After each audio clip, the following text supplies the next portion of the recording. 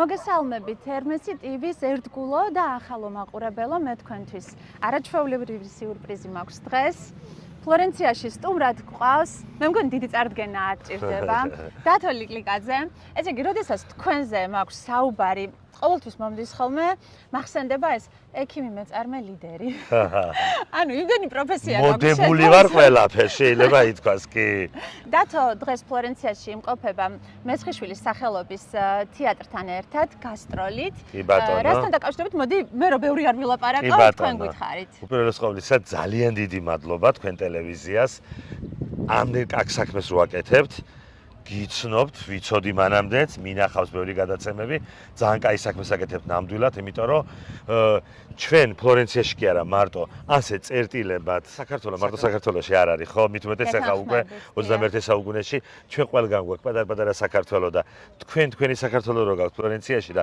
ამ დიდ საქმეს აკეთებთ მედიაში მით უმეტეს, ხო? აი ძალიან დასაფასებელია, დიდი მადლობა ამისათვის რა. დიდი მადლობა ამ სიტყვებისთვის. ჩემ ჩამოსვლას რაც შეეხება ფლორენციაში ბევრჯერ ყოფილ ვარ, ზოგადად ეს იყო ტურისტული მიზნებით, ან ისე მიზნები, მაგრამ გასტროლით და ესეთ საფასურულო საქმით ვარ პირველად და ძალიან განვიცდი, იმიტომ რომ უნდა შევხვდე ჩემს თანამემამულეებს, ჩემს ქართველებს. დიახ, მესხიშვილის თეატრის არაჩვეულებრივი მსახიობები გადასარევ გუნდთან ერთად მეც დამიძახეს ამ სპექტაკლზე ქალბატონი მაია პაქსაშვილი, რომელიც გახლავთ ჩვენი თეატრ ნევერლენდის მთავარი პროდიუსერი. გოჩა კაპანაძის დაადგმევინა სპექტაკლი ბატონი გოჩაც აქ არის, ცნობილი რეჟისორი გახლავთ. დადგა ჩვენთან იავნანა რა ქნა, ძალიან თემატურია ეს სპექტაკლი, სადაც ბავშვებისთვის, ახალგაზრდებისთვის, სხვა ქვეყანაში მცხოვრები ადამიანები, ემიგრანტებისთვის, იმიტომ რომ აქ არის გადმოცემული სამშობლოს ფესვები, ვიცით ახლა ყველა ხუიკო გოგებაშვილის შინაარსი, რომ რა ქნა იავნანამ და რა ქნა იმ ქართულმა გენმა და ჯიშმა და როგორ დააბრუნა მის სამშობლოსთან და რაღაცა მგონია ბევრი ცრემლიც იქნება ასე. გასტროლის იდეა ეკუთვნოდა ქართული სახლის, ქართული იტალიური კულტურული ასოციაციის იდეა იყო, როგორც ვიცი. კი, ქალბატონი მაკა გიგიაძის. და შემდეგ უკვე ფლორენციის ქართული სამრევლოს ხელშეწყობით ჩამოხვედით, როგორც ვიცი. ხო და მაკა გიგიაძემ ძალიან და მამა ანდრიამ ძალიან დიდი საქმე გააკეთა, რა თქმა უნდა, ამ ყველაფრით. ჩვენ ინტერვიუ დავიწყეთ ესეთი ცოტა იუმორისტული შედარებით, ექიმი მეწარმე ლიდერი, ჟურნალისტი, მსახიობი, ტურისტული გიდი, ქუთაისის კოლორიტი, ესეც ერთგვარი პროფესიაა. ხო, რა ვიცი. აი, როდესაც გეკითხებიან, ვინ ხართ? ხო. რომელით იწყებთ ხოლმე? იცით, პროფესიით ვარ პრინციპში მსახიობი, მე თეატრ ინსტიტუტში ვსწავლობდი, მაგრამ ჟურნალისტიკაც დავამთავრე ნამდვილად. ჟურნალისტი ვარ, ახლა ალბათ უფრო ნომერი პირველი პროფესია მაინც თქვენი კოლეგა ვარ, ჟურნალისტი ვარ, იმიტომ რომ დღემდე აქტიურ ჟურნალისტიკაში ვარ და მთელი ცხოვრება ჟურნალისტიკაში ვარ. და 30 წელია უკვე რაც ამ სფეროში ვარ და სულიად ახალგაზრდა ვიყავი რომ შევაღე ჟურნალისტიკის ეს კარები. ხო და როცა მოვიხურე და შიგნი აღმოჩნდი, აღარ დამიტოვებია ეს ოჯახი. ჟურნალისტი მიუხედავად იმისა, რომ ბევრ ამას ვაკეთებ ძალიან, ვეწევი პედაგოგიურ საქმიანობას, არაერთ ქალაქში ვატარებ, არაერთ ტრენინგებს, მიუხედავად ამისა, ჩემი ძირითადი პროფესია მაინც არის ჟურნალისტიკა. და თეატრი არ არის ჰობი, თეატრი პროფესია, იმიტომ რომ აღარ არის ჰობი, იმიტომ რომ მე ძალიან ბევრ სპექტაკლში ვთამაშობ. კი არ ვიცი ზუსტად, მსახიობიც ვარ, ჟურნალისტი, ახლა ტურისტულ გიდს რაც შეეხება. ბოლო 5 წელია მე ისე აქტიურად ვარ ჩართული ამ ყველაფერში და მე თან ნიუკაზის სკოლა მაქვს დამთავრებული, რომელიც ეს არის ყველა პროფესია, რომელიც სიამოვნებასაც გამოიწვევს და ეს არის ძალიან დიდი ბედნიერება და ამაზე მინდა დაარქვით თუ შავი შური. ამაზე მეუნებიან, რომ არიღლები აქტორი გაქვს, იქ მიფრინა, იქ გამისთევა, იქ მერე საკამოს რეპეტიცია გაქვს, ორი სპექტაკლი ვითამაშე, წავედი ლექცია ჩავატარე ჭიათურა ჩამოვედი რეპეტიციაზე, მეორე დღეს წავედი ხონში ჩავატარე ლექცია, მერე ფრენა მაქვს, ხონი პარიზი, მერე ერთი შეკითხვა გამიშთა. ოჯახი როგორ იტანს ამ ყველაფერს? რა არის იცი? ვიდრე მე და ჩემი მეუღლე შევუგდებოდით, ვქონდა ეს დათქმა, რომ მან თქვა, რომ ძალიან შეგნებული მეუღლე მყავს ბევრი კუთხით და ერთ-ერთი ისიც იყო, რომ მან ესეთი რაღაც მითხრა, რომ მე ვუთხარი რომ ალბათ დამთავრდა ჩემი აქტი მე იმდენად მიყვარს ჩემი მეუღლე ოღონდ წამოვყოლო და რაც ჩამოგითვალეთ ყველაფრის უკან გადაგდების და თანახმა ვიყავი ხო და ესე მითხრა რომ ესა მე ვუთხარი რომ ალბათ დამთავრდა ჩემი აქტიური ცხოვრება თან ოჯახი გვიან შევქმენი 40 წლის ვიყავი ცოლო 51-ის მამა გავხდი მე ბევრი რამე ვნახე ცხოვრებაში სოფლიოს გონი მეორე წრეზე ვარ წასული ყველა კონტინენტზე ამყოფი რაღაც აკეთიკე და ანუ მზად იყავით რომ ხო კი დაგეთმოთ კი იმიტომ რომ ესეთ შეგნებულ დროს შევქმენი ოჯახი უკვე ყველაფერი მე ვუთხარი რომ ისა თქვა რა ქვია ალბათ დამთავრდა ჩემი აქტიური ცხოვრება და მაშინ თქვა რომ რას ამბობ შენ აღარაფერი იქნები თუ ეს დამთავრდაო და თან ყველას გაიცი მეუნებია რომ ნუ თუ არ იღლები ნუ თუ ამდენი საქმით ამდენი შრომით ამდენი რაღაცით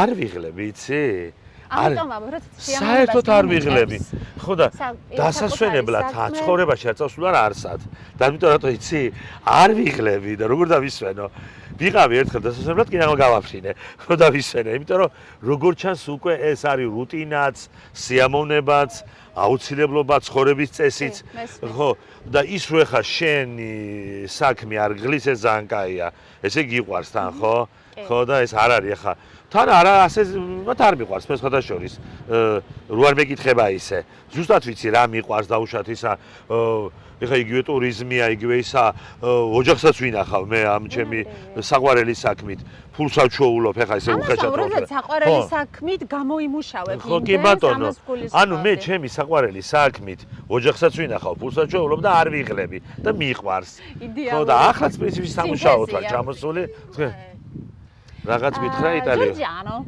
stiamo facendo un'intervista. Grazie. Grazie mille.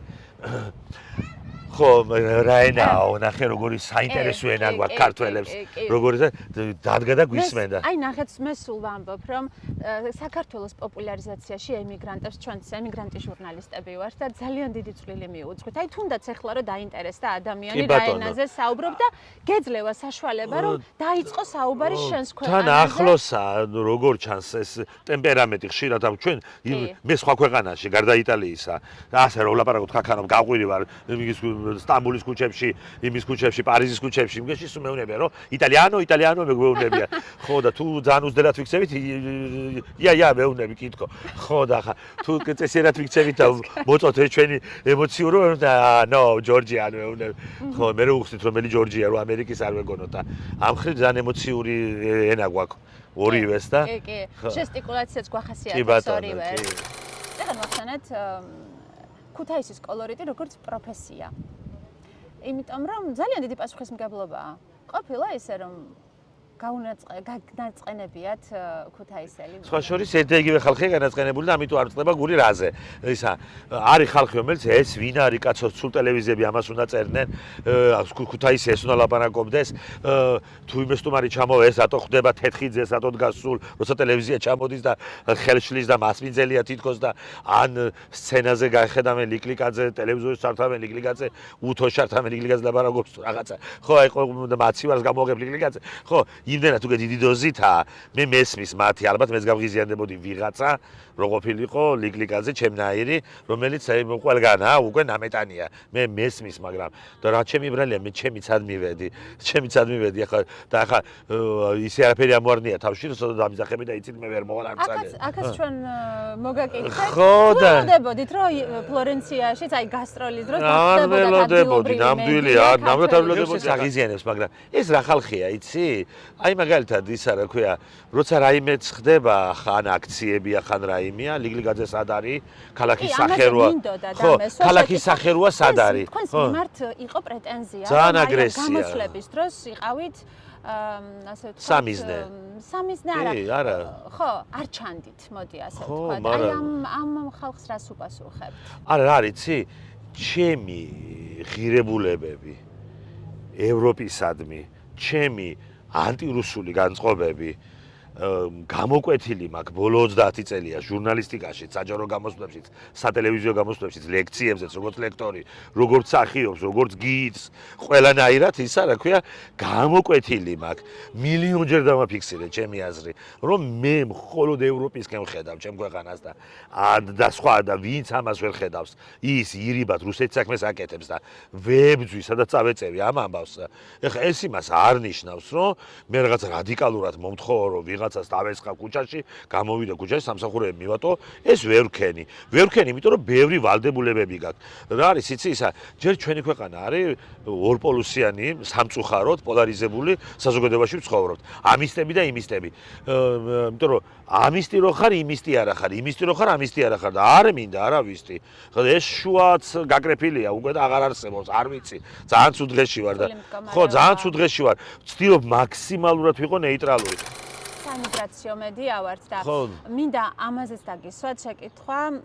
ძალიან ხშირად ინტერვიუებში ყვებით ხოლმე დედაზე, რომ იყო ძალიან მკაცრი, გზღუდავდათ ბევრ რამეში, მაგრამ ძალიან ბევრი ქართველი ბავშვი იზრდება დედის გარეშე, სამწუხაროდ, იმიტომ რომ მშობლები მიდიან ემიგრაციაში, იმიტომ რომ გადარჩნენ და გამოყვებონ თავიანთი შვილები. მეც სამწუხაროდ მომიწია რამდენიმე წლით ჩემი შვილის დატოვება, 8 წლის იყო, ჩემ მშობლებთან დავტოვე, როდესაც წამოვედი ემიგრაციაში და როდესაც ვეკონტაქტებოდით, ან მე მახსოვს ჩემი შვილი ამბობდა ბებიამის ეუბნებოდა, რომ ოღონდ დედა ჩემთან იყო და თუ უნდა მეჩხუბოს ხოლმე. რა თქმა უნდა, ჯობსო დედა გვერდით ყავდეს ბავშვი, მაგრამ ვინც შვილს ტოვებს და მოდის მისი შვილისთვის, ის ჩემთვის არის გმირი. ის ჩემთვის არის გმირი, იმიტომ რანაირად ეხა ანუ ყველაფერზე მიდიხარ შვილის გულისთვის, ხო? ყველაფერზე მიდიხარ შვილის გულისთვის და ხა მე ამას ყველაფერს აკეთებენ თავის შვილების აქცა მოყვანაზე. მე აი ყველაფერს აკეთებენ, მე აქეთ არიან კარგად ყოფნა, ხა არ არის ეს ისა, რომ კარგად ჩამ კარგაცვამ, ხო? თუ კი შენ ისტორიულ სამშობლოსთან ემოციური ბმა და ის ფესვები არა გაქვს ას კარგავს ის კარგად ყოფნაც. ძალიან რთულია, იცი? მე ძალიან ხშირად მივიქრებ, მე ხშირად ვხვდები იტალიაში, საბერძნეთში, თურქეთში, დიასპორას, ადამიანებს ხშირად შეხვედრი ვარ, ასეთ ოფიციალური შეხვედრებიც მქონია, საღამოები მქონია ესპანეთში მქონდა, დაუშვათ დიასპორასთან ერთად, მე და იდირა ჯგენერალიას კონცერტი იყო, მე მიმყავდა და უამრავ ემიგრანტებს ტირილით მოვდივარ სულ და ცრემლებით, იმიტომ რომ ძალიან რთულია, იცი? რაღაცა იგონებს იმ საქართველოს ამბავს, რაღაცას ისეთ რაღაცა ენატრება, ზოგს ისეთ რაღაცა ენატრება, ჩვენ გავლილი გვაქვს უკვე და სულ აღარ გონია ის თუ ფასეულია, მაგრამ თუ მე რა ფასეულია მისთვის, რომ იქ დაპაუზდა მისი ცხოვრება, როცა წამოვიდა, შენთვის გაგძელდა რაღაცა. მე როგორ გული წყდებათ, რომ თავიანთი ბავშვობის ნაფეხურები, თუკაც ჩვენც გზებს ვაკეთებთ, ხო, რაღაცა პარკი იცვლება, რაღაცა შენობა დგება, კი მახინჯდება ზოგიერთი ქალაქი, ბეტონდება, შენდება, მაგრამ აბახა როგორ იმას ის უნდა, ის ენატრება, როგორიც დატოვა. ხო, და ის გული მოდით, რომ აი ეს რატო შეიცვალა, უკეთესი სკვერი, თორე ის ერჩივნა, ძველი და ცუდი. იმიტომ რომ იქა მისი ხო. როგორ მესმის, იმიტომ რომ ერთხელ მე ნახალოკაში ვცხოვრობ თბილისში და საქართველოს ვიყავი ჩასული, ტაქსით მივდივარ და ტელეფონში ვიყურებოდი, არ ვუყურებდი გზას და ავიხედე ერისთავის ქუჩაზე წესით უნდა ვყოფილიყავით, ავიხედე და ანუ იმდენად ვერ ვიცანი, გარემო რა ტაქსს ვეუბნები. ანუ გადავუხვიეთ მეთქი, იმდენად იყო შეცვლილი და ეს იყო ძალიან მძიმე. ძალიან მძიმეა იმათთვის. დეტალია და ელემენტარული. ძალიან მძიმეა რაღაცა. ანუ უბანი ადგილი, სადაც გავიზარდე, დავიბადე და გავიზარდე, ვეღარ ვიცანი. კი, მე ჩემმა გერმანელმა მეგობარმა, რომელიც გერმანიაში გათხოვილი, ქართველმა გაცო გერმანელმა კი არა. ისა რა ქვია, პრინციპში გერმანელია, უკვე იმდენი ხანია იქა. ხო, რო ჩამოვიდა ქუთაისის რეაბილიტირებული სასწავლო ტურისტული ცენტრი, გავაკეთე ვათვალიერებიებ და გადაირია. კივილი დაიწყო ქუჩაში აბაკუნა ფეხები ეს რატო შეცვალეთ? ოხ, კაი, მე უთხარი ახლა ვერ დაგახვედრეთ იმდაერი, როგორც დატოვე 30 წლის უკან. ხო, ჩვენთანაც ძერდება ხო, მაგრამ აი ეგა ხო ძალიან რთულია, იმიტომ რომ ის უყვარს იმას ის ხო, რა გგონია რომ საბოლოოდ კარგავ მაგ დროს. ხო, შიში აქ იმისი რომ მასე ახლა ჩვენც 90-იან წლებში შუქი რო არ იყო. არა, ეგ არ გვენატრება. ხო, მაგრამ რაც შეეხება ტურისტულ გიდს, ძალიან ბევრს მოგზაურობთ. აი ყველაზე მეტად რომელი ქვეყანა მოგეწონათ და თუ გქონდათ აი ამ ტურისტებთან დაკავშირებით რაღაცა ისეთი ამბები, რომელიც ამდენ ვარ ძალიან ბევრ ტელევიზიაში და მედიაში ხართ სტუმრად, აქამდე რო არ გაჟღერებულა ისეთი ამბები. იმიტომ არ ვარ იტალიაში რო ვარ, მაგრამ იტალიაში მიყვარს ყველაფერი. სოფელშიც რო იყოს სადმე, ჯერ ახლა ტოსკანას ცენტრში ვართ, ხო? ნებისმიერი სოფელი უკვე არის ამბავი. იტალია საოცრება.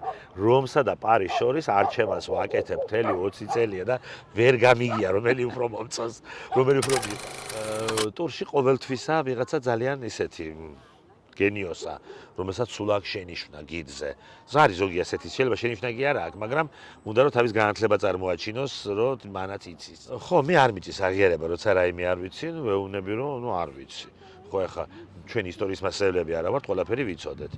ხო, მაგრამ ხანდახან ისა გააჩნია კიდე ყოველთვის არ წავაჭერიებ კისერში ხელს ტურისტს და ერთხელ აია სოფიაში ცნობილი ფრესკა რომ არის ისა ღვთისმშობლის მეუნება რომ ერთი რამდენი მოზაიკისგან არის შეკრული ეს ისა მეუნება რა შეკიდა რა თუნდა რას უწყვიტავს ეგრევე 4577 მეუთხარი უცებ გამომხედა ხდება რომ ვატყუებ იმისეჩ კარა უთხარი და არ არსებობს მეც ესე გავხედავ თუ უყურებ თვალებში ხა მინდა დათვალოს ახლა თუ ტყურის ამბობ ასეთი რაღაცები ხშირად მიქნია სად მიდიხართ როგორია გეგმები აქედან სამშობლოში ბრუნდებით როცა ვითამაშებ სპექტაკლს და მე მეორე დღესვე ტური მაქვს ესეთი ტური გვაქვს ფრანგული რივიერა დავარქვით ნიცა კანი მერე გადავდივართ მონაკოში, მონტე-კარლოში და ისა იტალიის ისა სანრემოში და ფრანგული რივიერა, ანუ მთლიანად ეს სანაპირო ზონა. ხო, მთელ სანაპიროს გავუყვებით ასე და ესეთი ტური გვაქვს. შემდეგ გვაქვს დუბაი, შემდეგ გვაქვს საბერძნეთის ტური, მეტეორა, ჰალკიდიკი და კიდევ გვაქვს პორტუგალია. მაშინ ბედნიერი მგზავრობა მინდა გისურვოთ. გაიხარეთ. და კიდევ ერთხელ ძალიან დიდი მადლობა, რომ დიდი მადლობა თქვენ, რომ და შეწუხდით ჯერ ესრებით ჩვენ სპექტაკლს მოხვედით და კიდე ჩემითაც დაინტერესდით. ძალიან დიდი მადლობა. ძალიან დიდი მადლობა კიდევ ერთხელ.